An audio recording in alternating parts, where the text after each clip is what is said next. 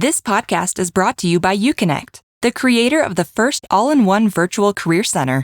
Scale your impact and engage more students with a platform that puts all of your career resources in one place.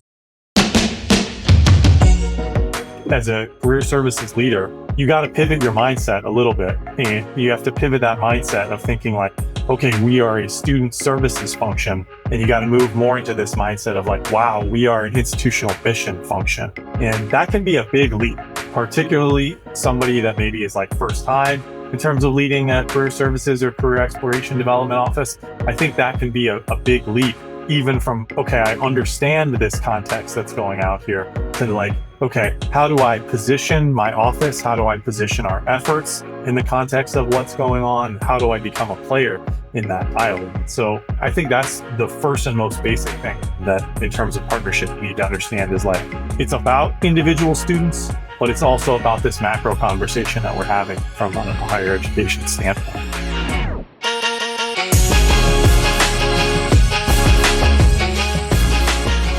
Hey everyone, welcome back to the Career Everywhere podcast.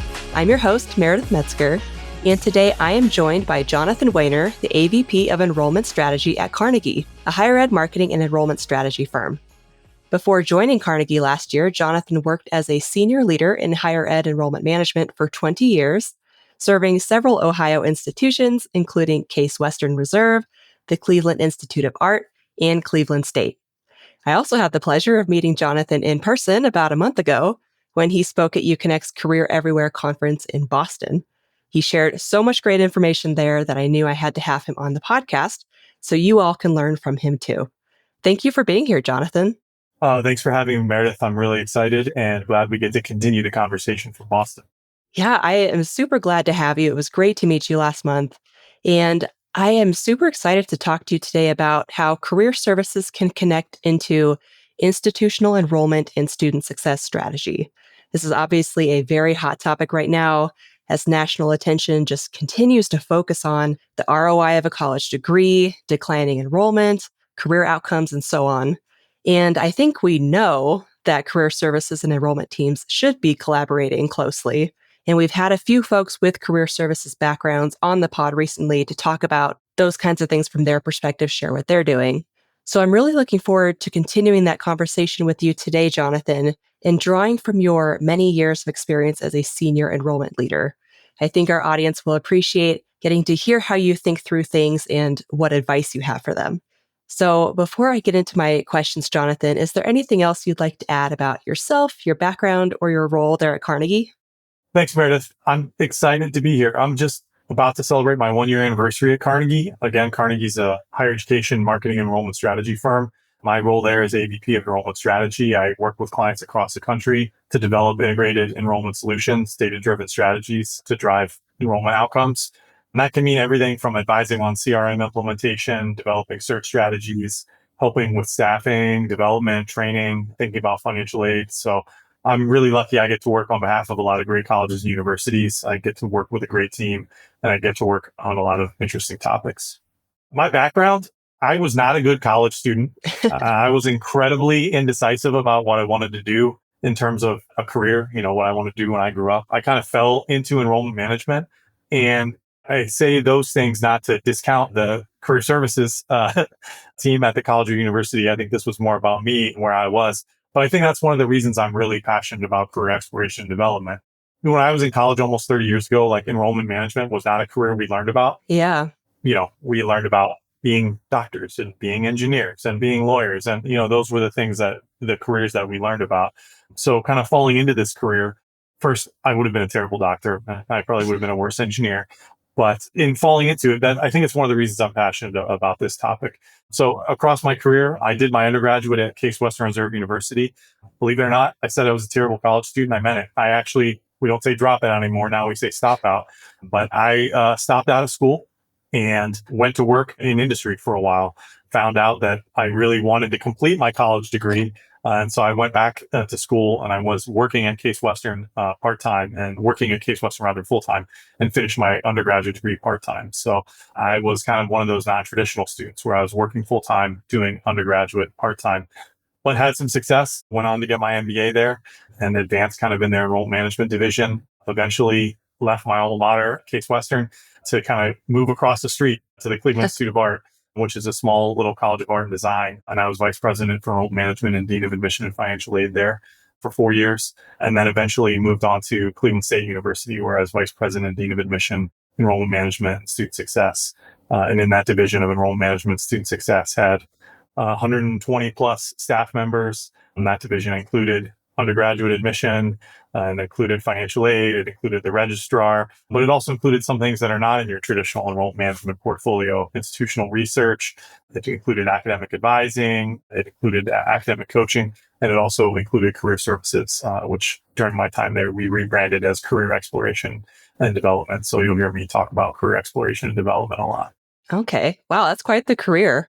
I bet in the 20 years working in higher ed enrollment management, you probably have seen a lot of changes. Like a lot has happened in the last 20 years. Yeah, I mean, when I kind of got into enrollment management, I don't want to say the field is nascent like I was there at the beginning. I wasn't, but I mean, it was still in its early stages. And I think it's gotten significantly more advanced, whether that's in the use of analytics. I think it's gotten significantly more complicated. And I think it's gotten significantly harder just with some of the internal forces to higher education, but also external pressures that are coming. I think enrollment management has got a lot harder during that time as well. Yeah, for sure. And I know we'll dig into some of those challenges here in a minute. But before I get into the more specific questions about our topic, I do want to kick us off with a question I ask all of our guests here on the podcast. And that's, what does career everywhere mean to you? Yeah, I've thought about this one often, Meredith, because you told me it was coming. I think a lot about, I'm really incredibly lucky that I've been able to do meaningful work in my career, and like the meaningfulness of work. And I feel so fortunate to have that. I really hope that other folks have an opportunity to feel the same way about it. And we talk a lot about work-life balance. Is it even possible?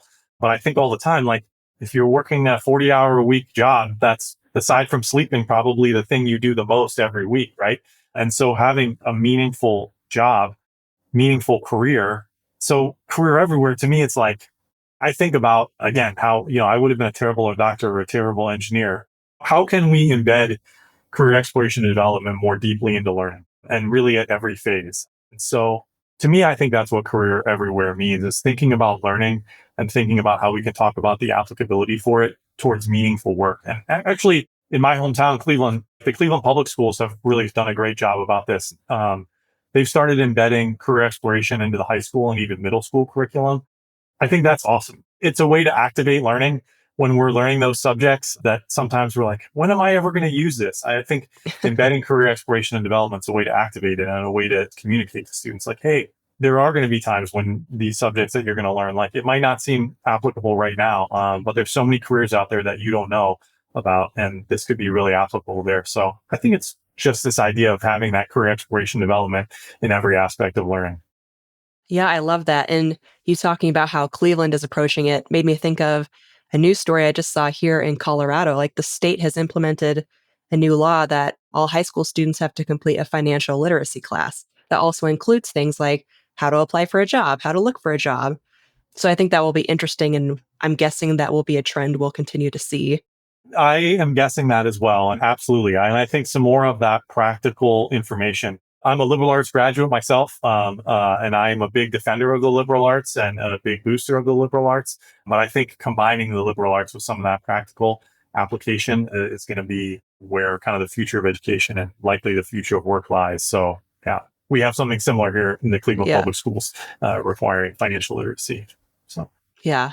Yeah, cool. Interesting times we live in, for sure. yeah.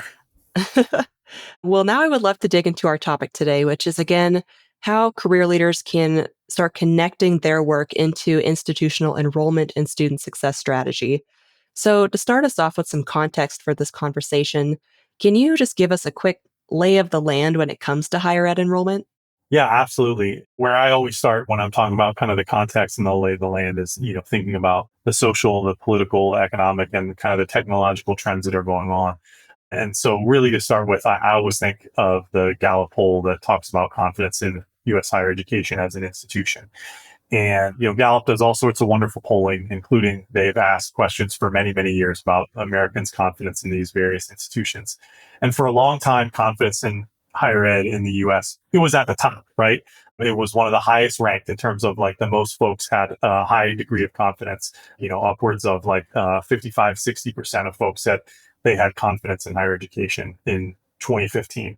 And over the past 10 years, that has really plummeted. And in 2024, we reached kind of the low point where there was the least number of people responding that they had a great deal or quite a lot of confidence in higher education of all time. It's ticked back up, but still only 42% of respondents are saying that they have a great deal of higher confidence in higher education. So again, we kind of used to be this pillar, and there were all these other institutions, Congress, very lowly rated, but we were up at the top with the Supreme Court. And now I think, this may be, as you said, interesting times, is reflective of the times. Confidence in all of our institutions has fallen, but it's fallen in higher education as well. So there's a lot of skepticism out there. Almost a quarter of Americans say they have little or no confidence in higher education. And when they say that, the driving reasons are cost, this perception that higher education has political agendas. And then I think one that is really important to what we're talking about, this idea that higher education doesn't prepare you for the workforce. So there's less confidence in higher education than there's been really at all time. At the same time, there's a declining population in the United States right now in terms of high school graduates, right? So we know there are a number of things. I mean, worldwide, developed nations, there's generally declining birth rates. But as we look at the United States, whether we're looking at the Northeast, the Midwest, or even the West, we're predicting significant decline between now and kind of 2035, 2040.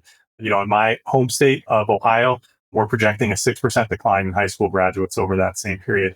But there are other states right next door to me in Pennsylvania where they're anticipating a 17% decline in high school graduates between now and 2040.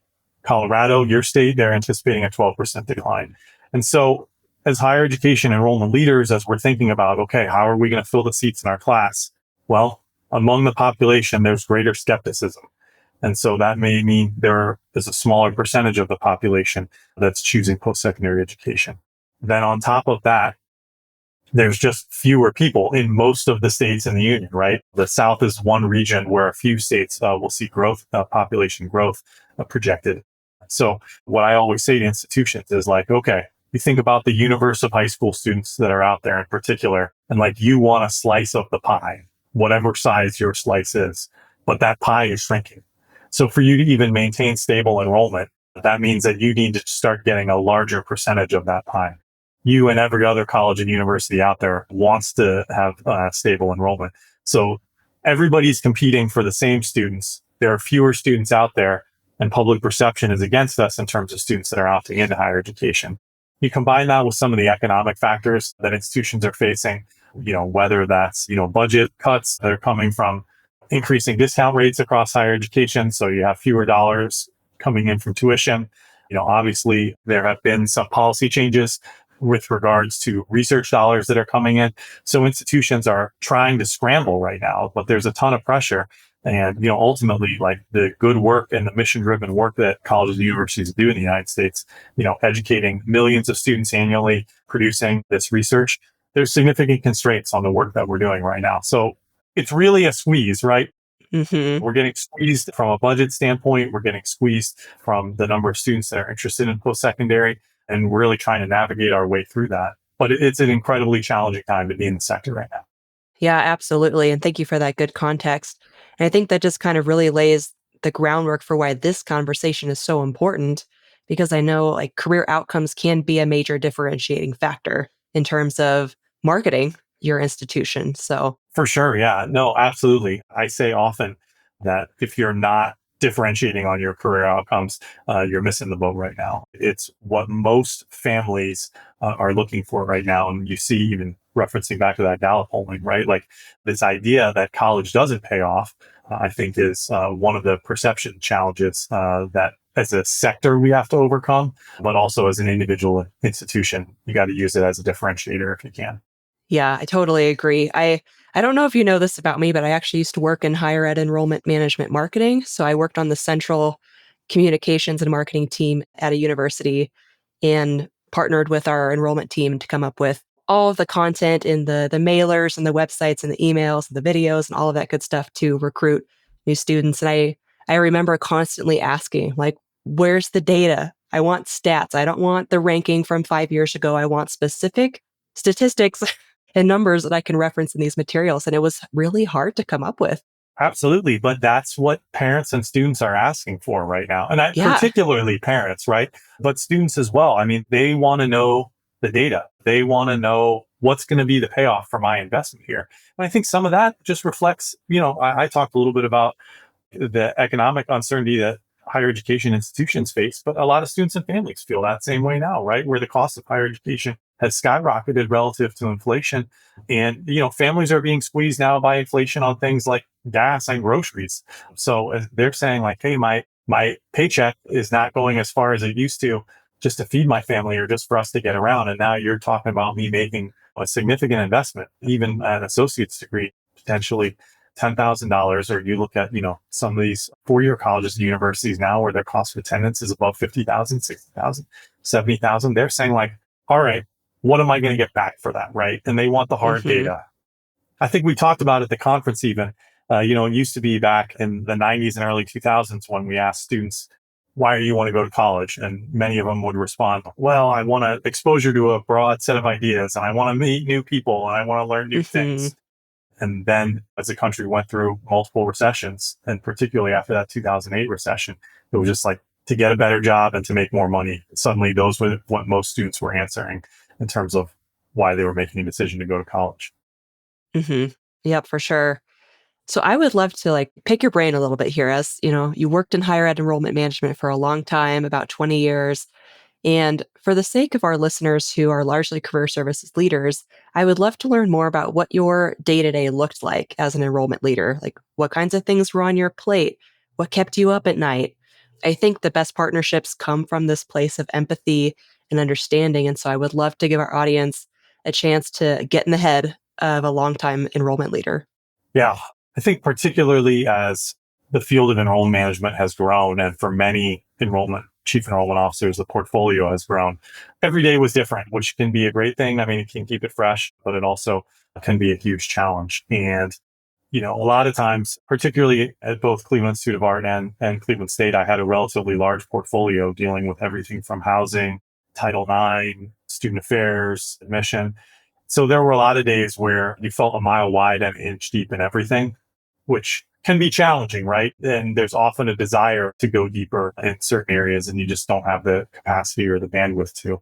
And I think sometimes that can be in those situations. I certainly fell victim to this, but like would lean into the areas where I was most comfortable, which ironically are the areas where I probably should have or needed to pay the least attention, right? So yeah, a lot of times you're a mile wide and an inch deep.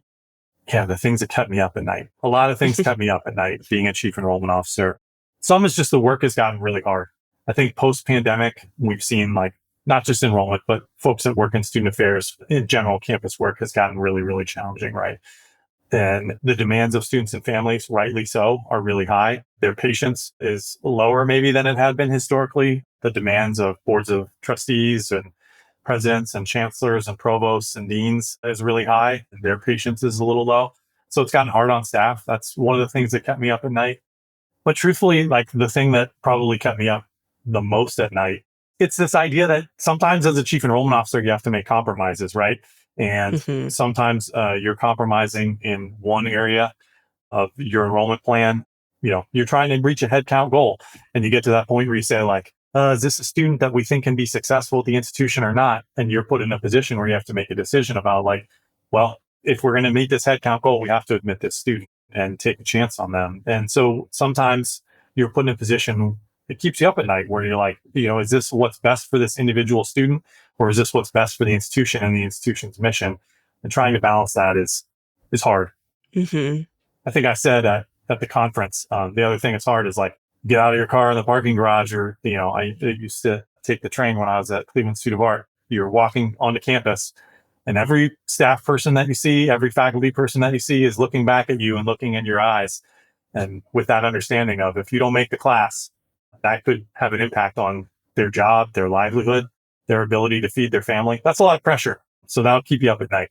Yeah. So every day you're making decisions, and you're trying to make decisions that could impact lives and livelihoods of thousands of people, but you're making it with imperfect information. And, an institution's looking to you to lead and make those decisions. So yeah, it's definitely stressful. There have been a lot of articles, Chronicle and otherwise, talking about how chief enrollment officer is the hottest seat on campus year after year. And I think it continues to be.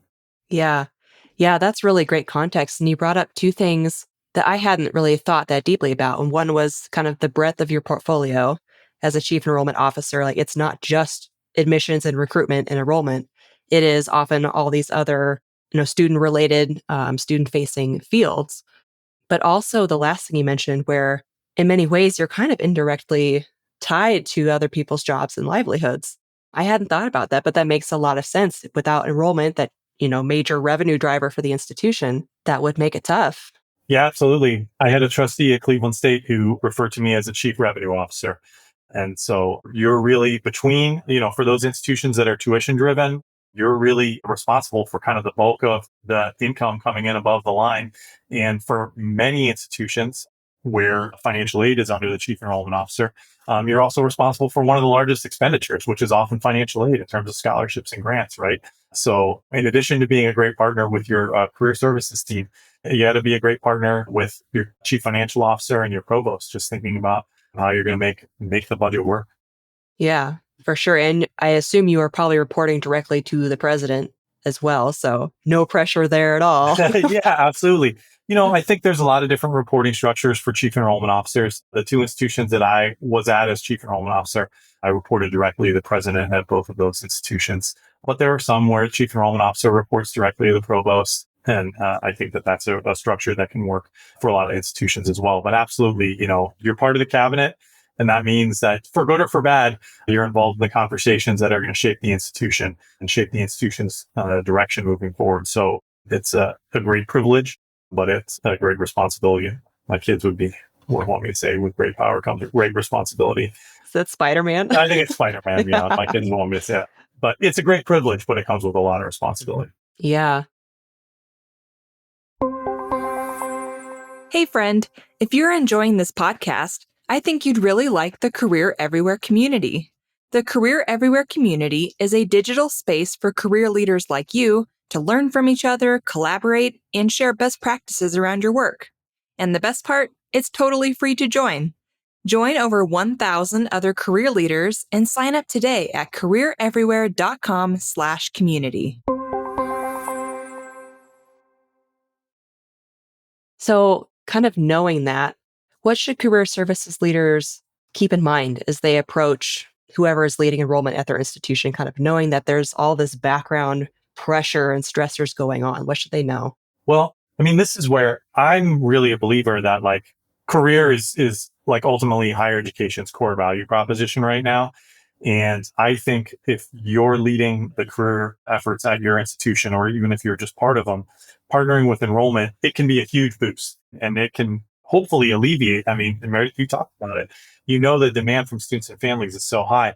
So when we're able to answer the question of what's the ROI in the context of what they're looking for, I think that can be a huge boost, right? I think about a survey I was just reviewing not too long ago, the anthology conducted, and we're talking about 51% of students said higher education, they enrolled in higher education for higher earning potential. 45% said they're seeking better job benefits, and almost 40% looking to explore potential career opportunities. This is what students and families want. And this is what your chief enrollment officer needs to equip the admissions team, basically to say, your admissions team, your admissions counselors. I said, I was visiting a campus last week and I said, gone are the days of admissions offices being the gatekeepers, right? They're not the gatekeepers anymore of who gets in and who gets out.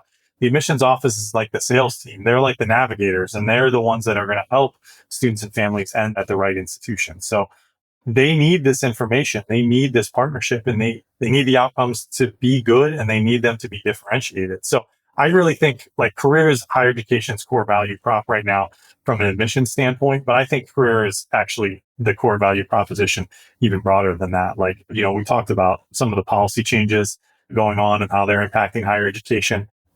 Between public scrutiny and federal and state policy, there's a huge increase of focus on return on investment. And there's a huge increase in focus on workforce and how post-secondary is driving workforce. And if you want to be on the right side of federal or state policy, you need to be able to demonstrate these kinds of outcomes to, lawmakers in your state or lawmakers nationally, or even, even at the local level. Think about working with, your city or local politicians or city chamber of commerce. I mean, I think I take that even to advancement when you think about Hmm. the way that donors have shifted in terms of grant making. And so many donors now are saying like, they want to be giving in a particular area and they want to understand what the ROI is going to be on their gift. And that increased attention on ROI, it's not just with prospective students and families for, associates and bachelor's degrees, but it's coming from donors. It's coming from politicians. It's coming from the public at large. So I think that's really where to start is like, as a career services leader, you got to pivot your mindset a little bit. And you have to pivot that mindset of thinking like, okay, we are a student services function.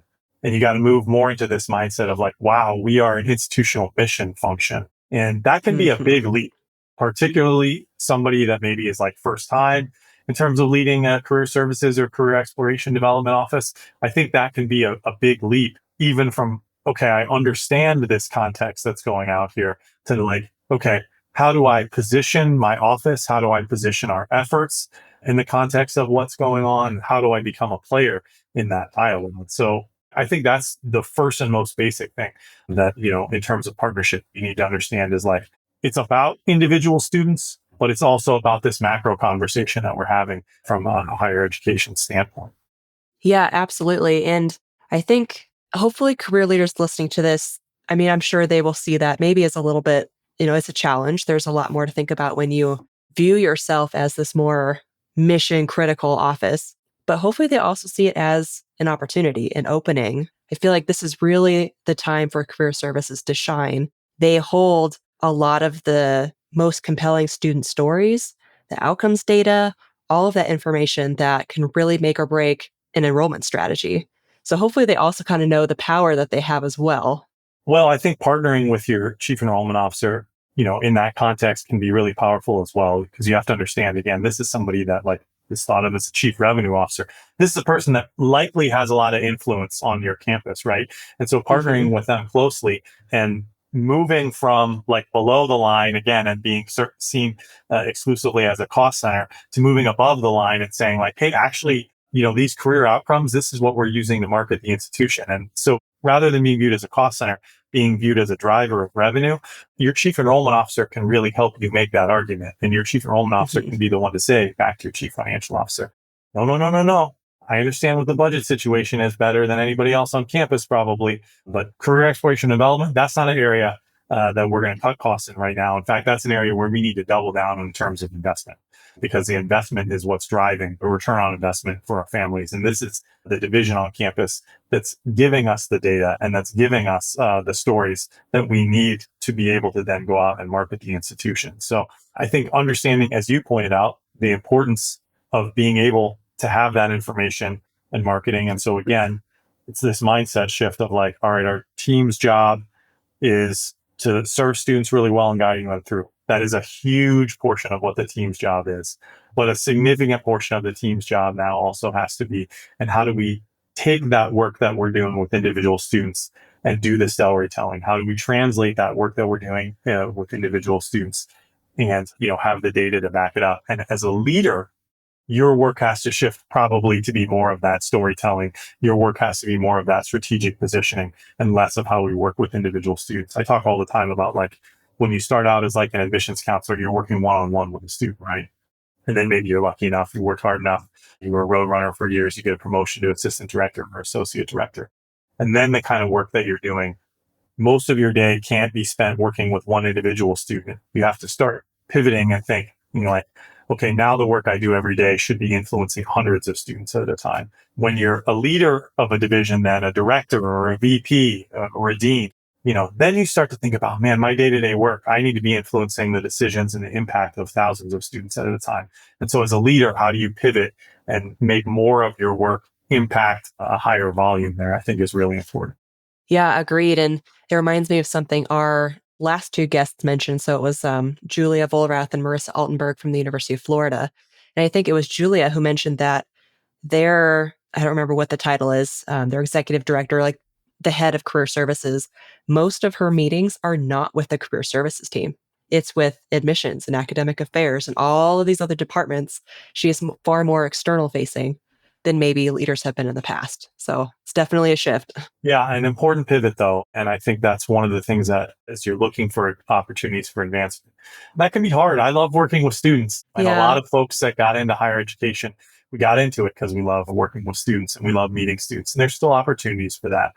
These weeks in August, my favorite weeks. I'm not on a campus right now, but seeing the pictures of students doing move in from, the campuses where I've worked or the partners that I've worked with now, I love that. And it kind of keeps you fresh, but understanding that like, yep, that mission driven work, sometimes in leadership in that mission driven work, you're pivoting and being a lot more external facing, whereas you might have been like doing more one-on-one direct service with students historically. Yeah, I think that's a good segue into kind of the how discussion. So we've talked a lot about, why this is so important, what career leaders should know is on the chief enrollment officer's mind. So now let's talk about how career services can partner with enrollment. How can they position themselves as those revenue drivers, have that mindset shift that you're talking about? I know you have a lot of specific tips, so I would love to walk through those. Yeah, the one I say all the time is like, if you're leading a career services or a career exploration and development team and you're not meeting with your chief enrollment officer regularly, start. And you have to be the one to ask, ask if you can get them a cup of coffee or ask for time on the calendar. Not everyone's lucky enough to have those units embedded in the same overall division.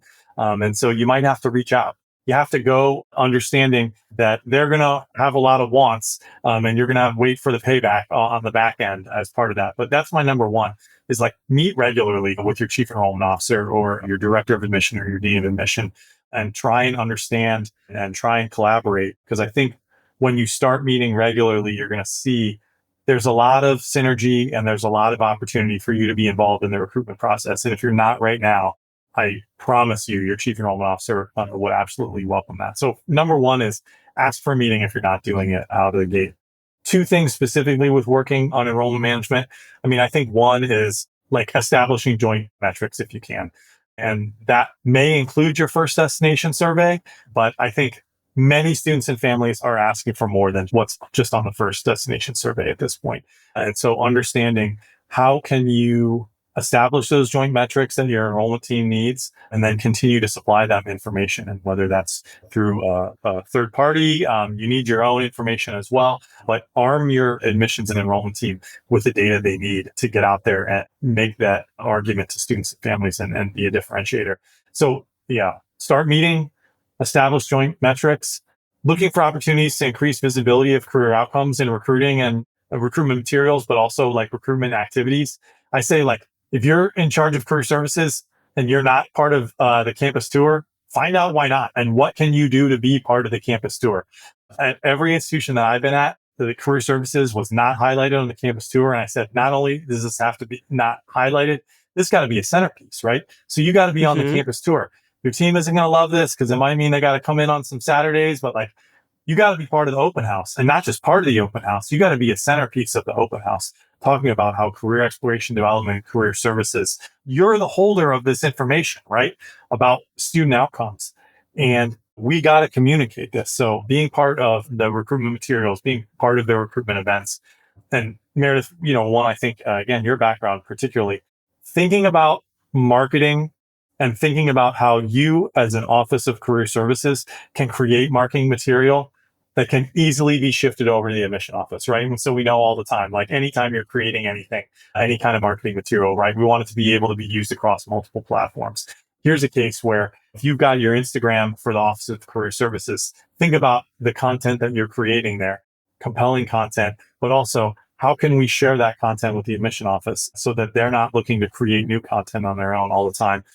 I say all the time, and particularly like at Cleveland State, we were lucky enough in our career services and career exploration office. We had somebody that was dedicated to marketing and dedicated to events that worked full time. So they had a very small student caseload. Most of their time was creating marketing content for the office and helping to develop and deploy for events for the office. And that was a huge boon to the enrollment team because all that content that they were creating all the time, they could pick up and lift and send that over to the admission office. So I think those are great tips just on how to partner with your chief enrollment officer.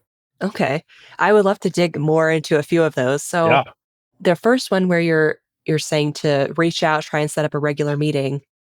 I guess knowing that a chief enrollment officer is probably extremely busy, like mind is going a million different directions, thinking about a ton of different things. How should career leaders approach that invitation? Like, should they offer something? Should they be like, hey, I have this specific thing I would love to talk to you about, or I have these stories, these trends I'm seeing? Would that be helpful, do you think, for a chief enrollment officer? Yeah, absolutely. I mean, I think I'd like to think that most chief enrollment officers would make time for a colleague no matter what. Yeah, But that's, hopefully. Yeah. but that's where I said, like, I do think you have to understand that, like, you got to come to the table with something. And so Hmm. try and think about a hook, try and think about getting their attention because, and the back end of that, Meredith, is understand that it might not be their top priority. You might go in like hot Yeah. and heavy thinking like, all right, and we're going to spend the next 6 months partnering.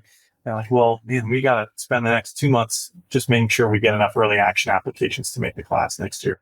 So understand that it's going to take some time to develop that relationship, but that's why I say meet regularly and be Hmm. sharing that information regularly and be strategic about looking for that opportunity or looking for that data point that's going to get your chief enrollment officer, him or her, like super engaged. So yeah, absolutely. I mean, I would say two things. Like one, if they have somebody that helps them do scheduling, work through their scheduling person, that'll help get on their calendar.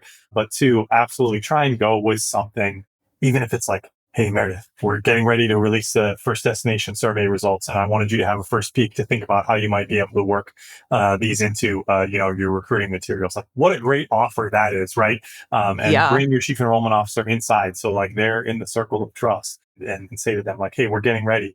As soon as we release these, we want you to be able to go out day one to your recruitment team as soon as the Mhm. embargo lifts with that. Yeah, something like that to get their attention. Yeah. Yeah. I think that's great advice. So, next, I wanted to ask a follow up about the joint metrics. So, of course, you mentioned like FDS survey, but what are some other metrics that you have seen work, in your work as a chief enrollment officer or that you think would work these days? Yeah. So a couple things. I mean, one, obviously, I think we're seeing if there wasn't already a ton of emphasis on internships and Mm, internships leading to career success afterwards, I think really diving deep and being able to slice and dice that internship information. I don't know that it's enough anymore. In higher education, we came up with this great term, experiential learning, right? And we use it as a catch all for everything from a paid internship to campus work study to practicum, student teaching, study abroad, with this idea of experiential learning as a catch-all. But I think particularly around some of these work components, so whether that's internship, practicum, being able to provide data on the number of students that are participating in that, broken down by field of study, and then being able to link that back to job. I know placement is also like a terrible word among a lot of career folks, but being able to help trace that back to job placement or employment outcomes eventually, I think is huge as well. So looking at, again, at those internship opportunities, a big one. hmm Yeah, we have definitely seen that a lot with some of our customers here at UConnect. I was just thinking of Illinois Institute of Technology is one that comes to mind. So they use our outcomes data visualization module to showcase their outcomes data on different program pages. And they also have it filtered by did they complete an internship or not.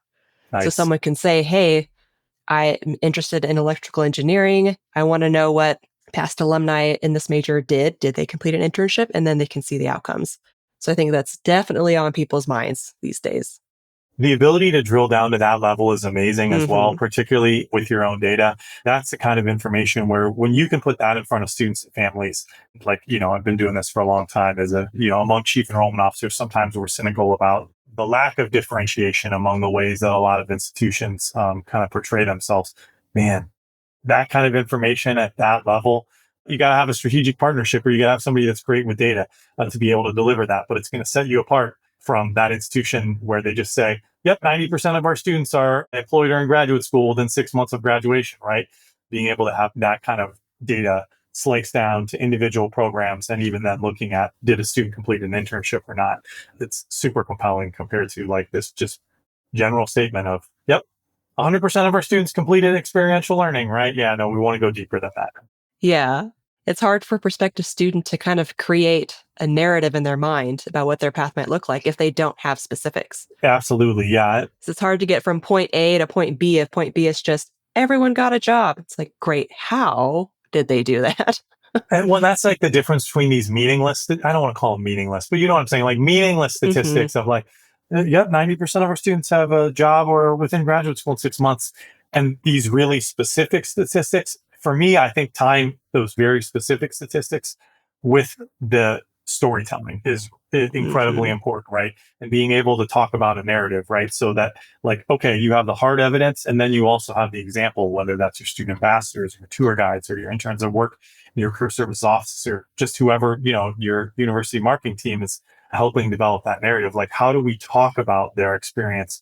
So a student, mom and dad, we can say like, look, here's the evidence, your investment's going to pay off. But for that student, we can say, you might not know the answer right now. Meredith didn't know the answer either, but Hmm. this is how her internship then informed her course of study when she came back to campus after an internship. And this is how it informed her career and her success moving forward, and like make it really deeply personal on that level.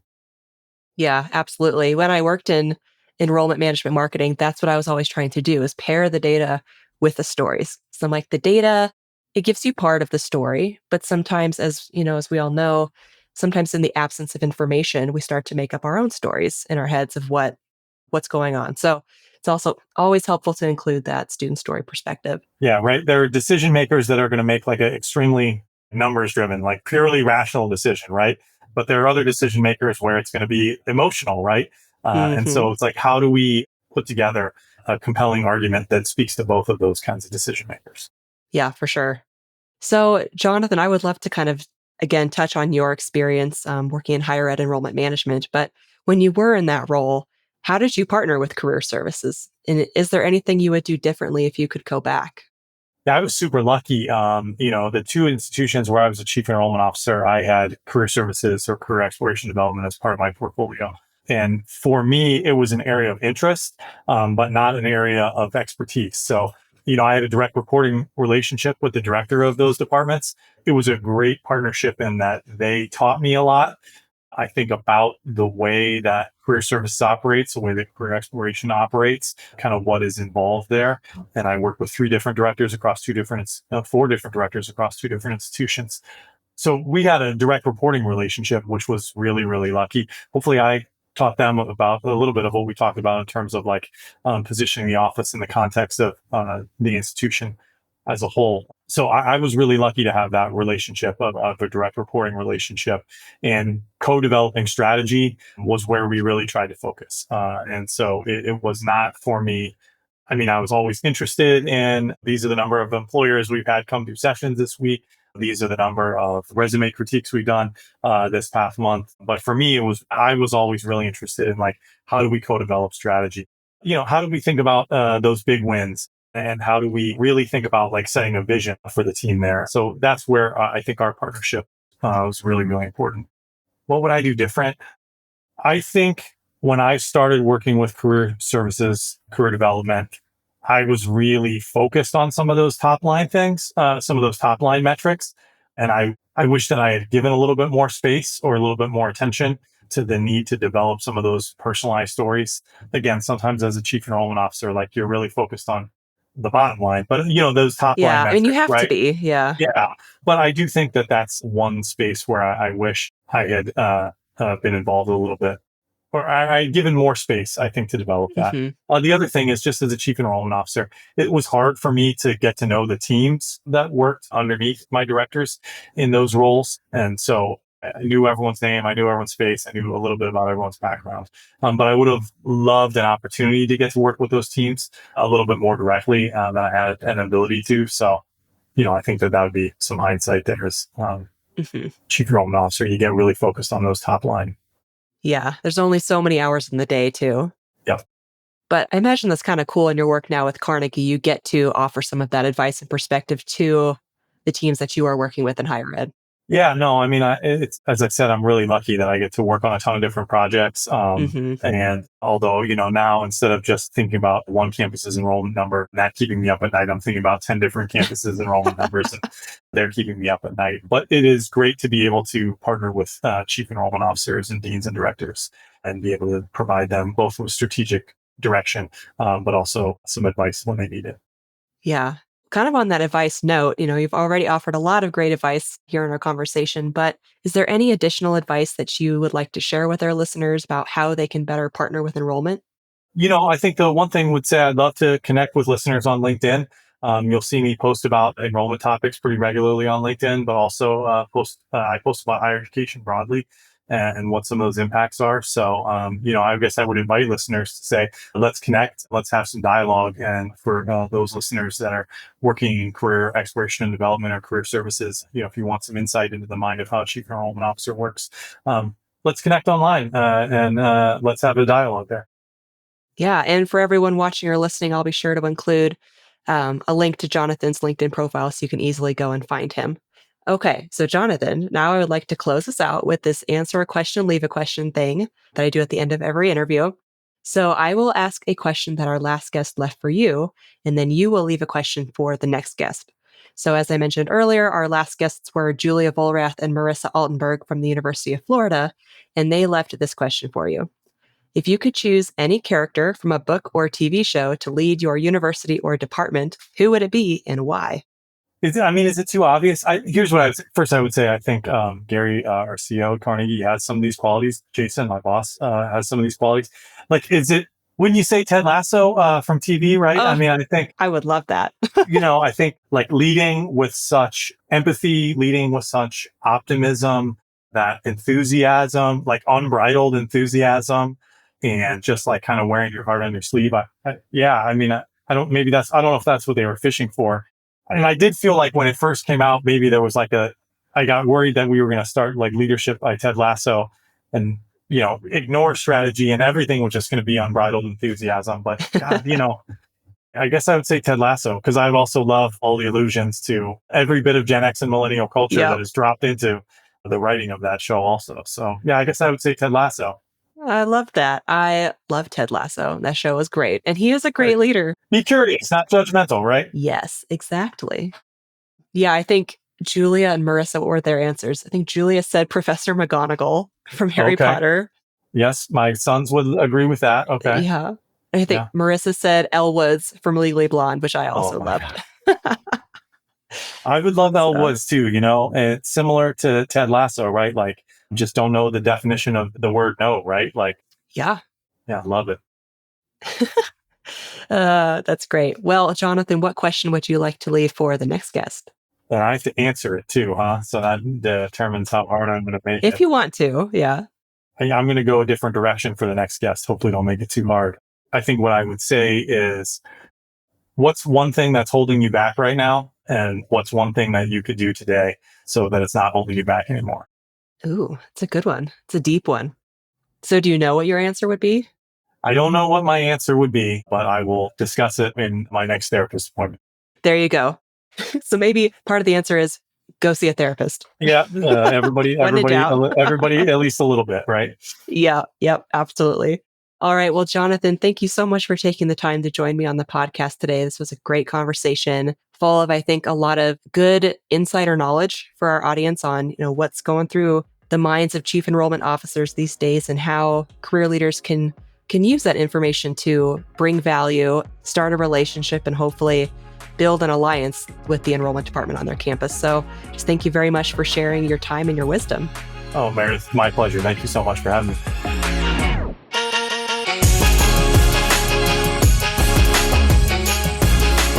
That's all for this episode of Career Everywhere. Thanks so much for listening. If you enjoyed it, please be sure to hit subscribe and rate and review us wherever you get your podcasts. We'll see you next time.